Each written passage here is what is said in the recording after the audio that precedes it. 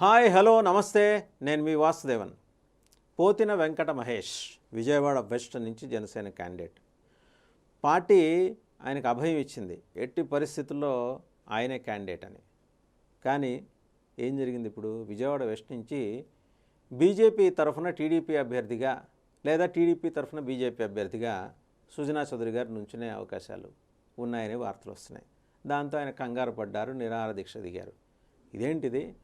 ఎన్నాళ్ళు ప్రభుత్వం చేతిలో ఇబ్బందులు ఎదుర్కొని పోరాటాలు చేసి జగన్మోహన్ రెడ్డి గారు అరాచకాలు, దౌర్జన్యాలు, దురాగతాలు, దుర్మార్గాలు, పాశవిక ఆటవిక చర్యలు వీటన్నిటి మీద యుద్ధం చేసిన పోతిన వెంకట మహేష్ అనే ఒక వెనుకబడిన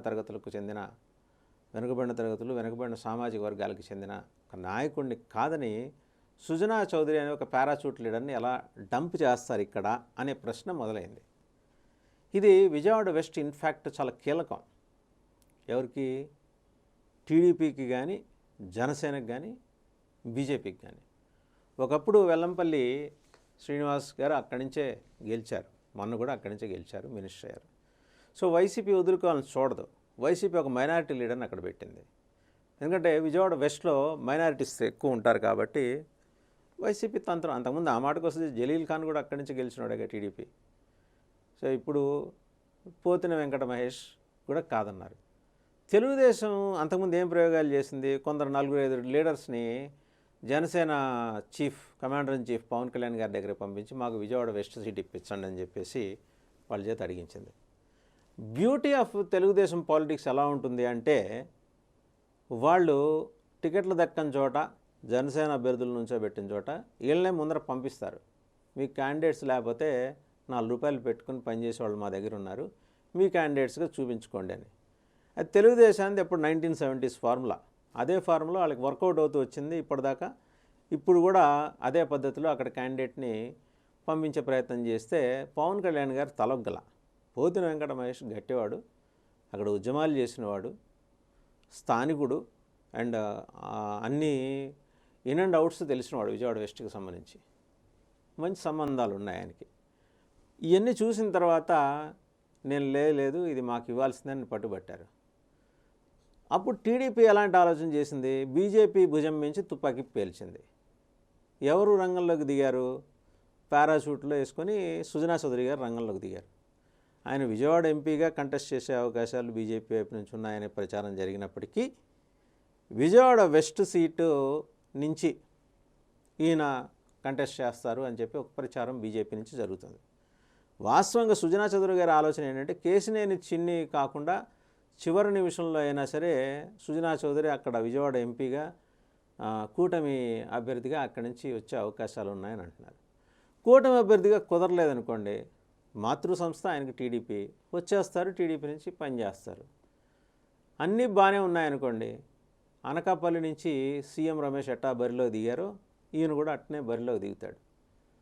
ఇక అది కుదరలేదనుకోండి విజయవాడ వెస్ట్ అంటే అప్పటిదాకా పితలాటకం ఎవరికి? పోతిన వెంకట మహేష్కి.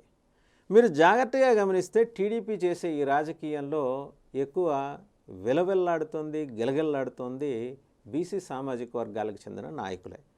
వాళ్ళు జనసేన వాళ్ళ, టీడీపీ వాళ్ళ అనే మాట పక్కన పెడితే జరుగుతున్నది అదే. ఇప్పుడు వాస్తవంగా విజయనగరం తీసుకుందాం. లాస్ట్ మినిట్లో చేంజెస్లో భాగంగా రఘురామకృష్ణరాజు గారిని టీడీపీ అభ్యర్థిగా అక్కడి నుంచి నుంచోబెట్టే అవకాశాలు ఉన్నాయి. అదే కనుక జరిగితే అక్కడి నుంచి పోటీ చేసే ఆలోచనలో ఉన్న బీసీ నాయకులందరికీ కూడా ఎసరు పెట్టినట్టే. ఇప్పుడు రేపు పొద్దున పోతిన వెంకట మహేష్కి కూడా అలాగే ఎసరు పెడతారు. దీనికోసం పవన్ కళ్యాణ్ గారిని టీడీపీ ఆయనని బాగా రీడ్ చేస్తుంది కదా. ఆయన బాగా ఎమోషనల్ మనిషి, భావోద్వేగాలకి లోనయ్యే మనిషి ఆయన. వాళ్ళు వచ్చి వేడుకుంటారు.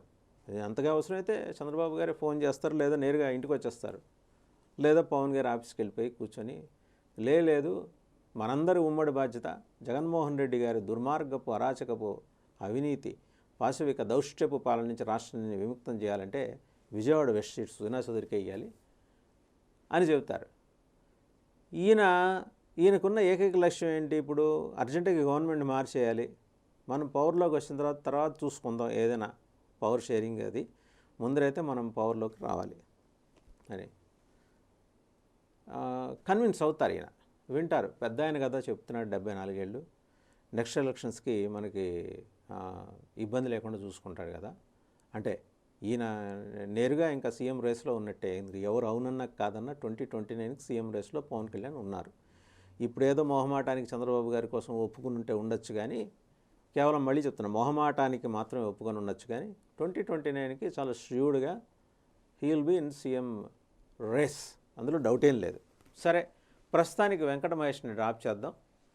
ఏదో ఒక మనమే కదా రేపు పొద్దున పవర్లోకి వచ్చేది, కార్పొరేషన్ చైర్మన్ ఇచ్చేద్దాం. ఎలాగూ జగన్మోహన్ రెడ్డి మన కోసం ఒక 178 కార్పొరేషన్లు సృష్టించాడు కదా, అందులో ఏదో ఒక కార్పొరేషను పోతిన వెంకట మహేష్కి ఇచ్చేద్దాం అని ఏదో ఒక రకంగా కన్విన్స్ చేస్తారు.